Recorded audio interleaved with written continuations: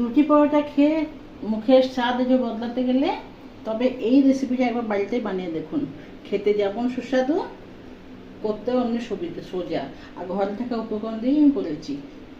আটাতে করেছি, খুবই হেলদি। আর কিরকম লাচ্ছার মতো হয়েছে দেখো, দেখতে তো মোটামুটি, কিন্তু লাচ্ছার মতো হয়েছে, অনেকটাই কুলকুলে হয়েছে। দেখো শব্দ শুনতে, দেখো ভেঙে যাচ্ছে, শব্দ শুনেই বুঝতে পারছো। তো চলো রেসিপিটা পুরো দেখার জন্য অনুরোধ রইল। নমস্কার বন্ধুরা, শিলার ফ্রি কুকিং ক্লাস সবাইকে অনেক অনেক স্বাগত।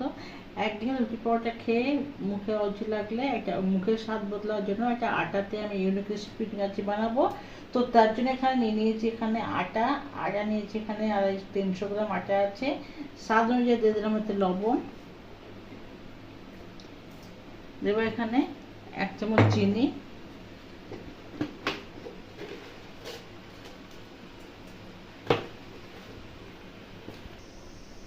নুন চিনি দিয়েছি। এরপর দিয়ে দিলাম এখানে 2 চামচ পরিমাণে ঘি। এগুলো সবগুলোকে ভালো করে মিশিয়ে নেব।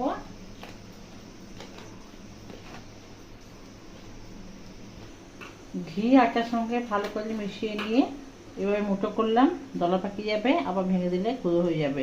এইভাবে ময়নটা হবে। এরপরে আমি আটা যখন রুটি বেলে মাখা হয় ওইভাবে একটা সফট ডো বানিয়ে নেব।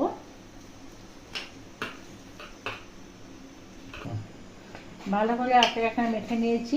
এরপর এটা আমি 20 মিনিট চাপা দিয়ে রেস্টে রেখে দেবো।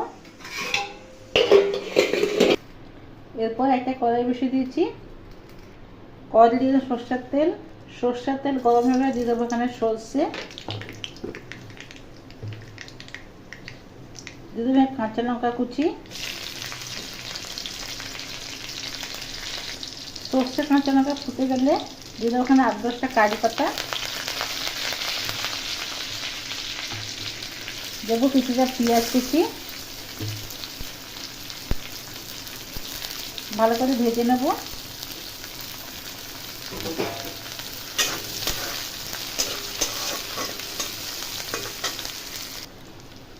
পেঁয়াজটা ভাজা হয়ে গেলে সেদ্ধ করা আলু দিয়ে দিলাম,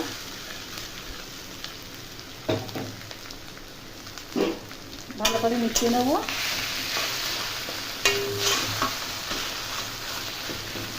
এরপর এর মধ্যে লবণ, আমচুর পাউডার আর ধনে পাতা দিয়ে দেবো। ভালো করে মিশিয়ে আলুটাকে কষে নেব।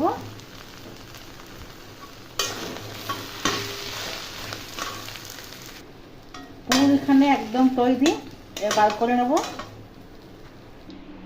আটা মেখে রেখেছিলাম, এটা 20 মিনিট পরে এলাম, ভালো করে মেখে নেব। এরপর রুটি যেমন নেচি করে তেমন নেচি করে নেব।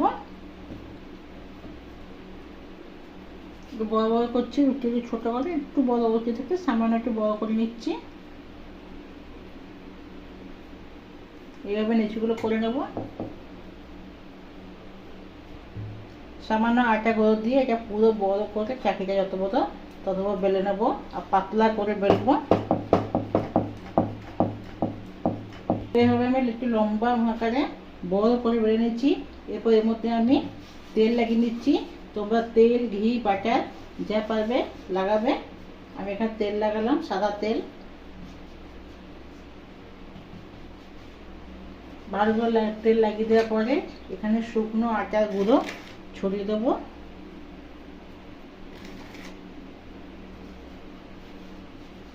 এরপর দুদিক দিয়ে আমি এর করে মুড়ে নেব।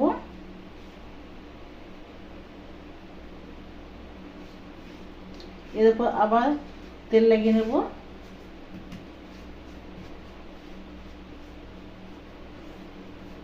আবার শুকনো আটা ছড়িয়ে নেব।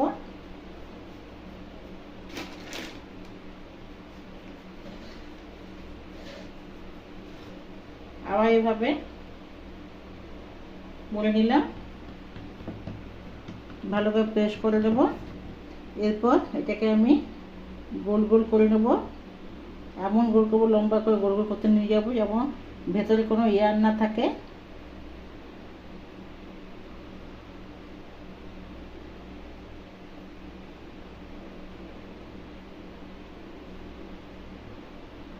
লম্বা করে নিলাম।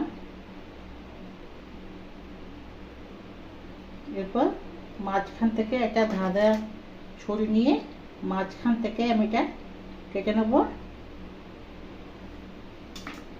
দেখো কতটা লেয়ার দেখো বয়ে আছে দেখো। এরপর এটাকে এখন চিপে দিয়ে তৈরি হয়ে গেল একটা নেচি।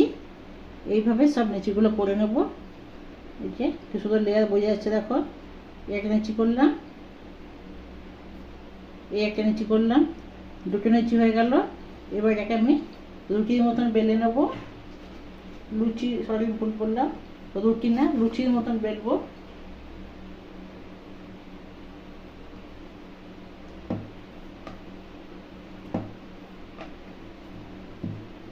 কত সুন্দর লেয়ারগুলো বয়ে আছে দেখো মাঝখান থেকে।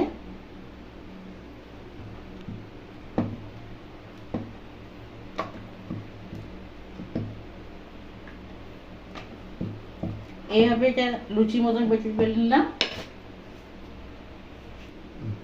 বাটি নিয়েছি, বাটির মধ্যে এইটাকে আমি এইভাবে করে দিয়ে দিচ্ছি। সেটতে সুবিধা হবে তার জন্য দিলাম। আর এর মধ্যে যে পুরটা করেছিলাম আলুর পুর, সেই পুরটা এর মধ্যে ভরে দিলাম।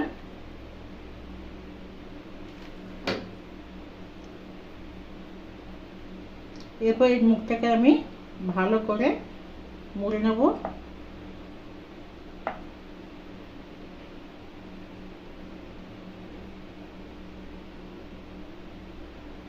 ভালো করে মুড়ে দিলাম।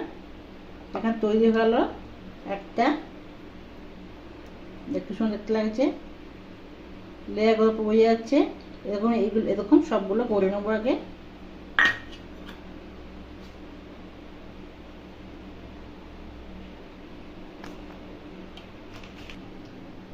সবগুলো আমি এইভাবে গড়ে নিয়েছি।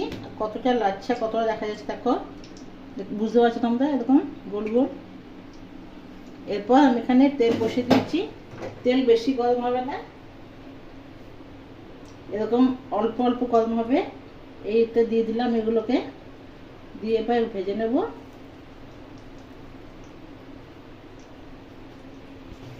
এই যে এক সাইড হয়ে গেলে এরকম সব উল্টিয়ে দেবো।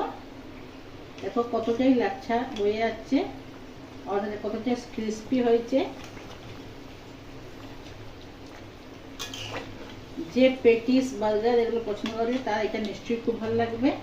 পেটিসের মতন লাগবে খেতে, দেখতে এতটা মোটা কিন্তু খাওয়ার সময় এক একটা পরস্ত পরস্ত ছাড়বে, এরকম ছাড়ছে, তো পাতলা পাতলা হয়ে পরস্ত পরস্ত ছাড়বে। আর খেতে খুবই সুন্দর লাগবে। আটাতে হয়েছে, পুরো হেলদি। তোমরা অবশ্যই বাড়িতে বানিয়ে নাও, আশা করি খুব ভালো লাগবে। উল্টিয়ে পাল্টিয়ে আমি ভেজে দিয়েছি সবগুলো, এবার বার করে দেবো। এক এক করে নিয়ে নিচ্ছি। কতটা ক্রিস্পি হয়েছে দেখো, আপনি আপনি লাচ্ছা পরস্তগুলো বেরিয়ে এসছে। দেখতে যেমন সুস্বাদু, খেতেও তেমন সুন্দর লাগবে, খুবই টেস্টি লাগবে। তো আজকের রেসিপিটা কেমন লাগলো অবশ্যই কমেন্ট করে জানাবে, ভালো লাগলে লাইক করে দেবে। আমার নিত্য নতুন রেসিপি আপডেট পাওয়ার জন্য চ্যানেলটিকে সাবস্ক্রাইব করে দেবে, যাকে পুরো ফ্রি খোলা মনেরও সাবস্ক্রাইব করে দেবেন। ভালো থাকবে, সুস্থ থাকবে, তাকে আবার কোনো রেসিপির সঙ্গে দেখা হবে। ধন্যবাদ।